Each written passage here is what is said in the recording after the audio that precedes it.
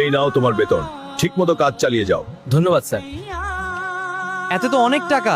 বস নিশ্চয়ই ভুল করে বেশি দিয়েছেন। এই টাকাকে আমি ফিরিয়ে দেব নাকি আমার ক্ষুধার্ত পরিবারের জন্য রেখে দেব? ও বেবি, আজ আমি আমার এক কর্মীর বেতনের সাথে অনেকগুলো টাকা বেশি দিয়েছি। যদি সে সেই টাকা ফেরত দেয় তবে আমি তার জীবন বদলে দেব। ওলাভ, তুমি খুবই দয়ালু, কিন্তু আমার বিশ্বাস সে কখনোই টাকা ফেরত দেবে না। দেখা যাক। ম্যাম সাহেব, বস কাল আমাকে বেতনের সাথে ভুল করে কিছু টাকা বেশি দিয়েছেন।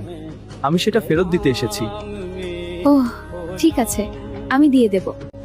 এই সব টাকা আমার আমার স্বামী কখনোই টের পাবে না, আর শাস্তি পাবে ওই ফকির কর্মী। তুমি ওখানে কার সাথে কথা বলছিলে, আর তুমি এখন এত নার্ভাস কেন? কই না তো, ওখানে একজন বাসার অ্যাড্রেস খুঁজছিল।